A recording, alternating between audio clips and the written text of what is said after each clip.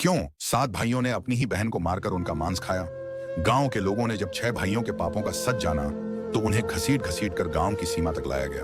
लाठी डंडों से पीटा गया, उन पर थूका गया गालियां और दीगा। ये भाई नहीं दरिंदे हैं। गांव के बुजुर्गों ने फैसला सुनाया, आज से तुम इस गांव के लिए मर चुके हो। अगर दोबारा गांव की सीमा में दिखे तो तुम्हें पत्थरों से कुचल दिया जाएगा। लेकिन इसी बीच इन 6 भाइयों की पत्नियों को जब यह खबर लगी तो उनके भी रोम रोम सिहर उठे। वे स्तब्ध थी, भयभीत थी, घृणा से भर चुकी थी। हम इतने दिनों से इन दानवों के साथ रह रही थी। उनकी आंखों में आंसू थे, पर अब उनके लिए अपने सुहाग का कोई मोल नहीं था जो अपनी ही बहन को खा सकते हैं। वो हमें भी किसी दिन मार डालेंगे। और यह कहते हुए 6 पत्नियां अपने बच्चों को लेकर हमेशा के लिए अपने मायके चली गईं। 6 भाइयों के लिए यह सबसे बड़ा अपमान था। अब उनके पास कुछ नहीं था, ना इज्जत, ना घर, ना परिवार। गांव वालों ने उन्हें धक्के मारकर बाहर निकाला और जंगल की ओर भगा दिया। लेकिन जंगल में नहीं था पश्चाताप, बल्कि था बदले की आग अंधेरे जंगल में बैठे। चाहो भाई अब भी अपनी हार को स्वीकार करने के लिए तैयार नहीं थे।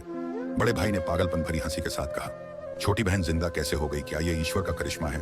उसकी आंखें लाल हो चुकी थी, उसे मैंने अपने हाथों से टुकड़े टुकड़े काटा था। हमने उसकी बोटी बोटी चबा थी और वह फिर से जिंदा हो गई। उसने आसमान की तरफ हाथ उठाए और डरते हुए बोला, अगर यह भगवान का करिश्मा है तो मैं इस बार दोनों को मारकर उनकी बोटी बोटी काट कर दोनों को खा जाऊंगा। अब की बार वे सिर्फ मारने नहीं जा रहे थे, बल्कि छोटी बहन और छोटे भाई को जिंदा ही चबा जाने का इरादा कर चुके थे।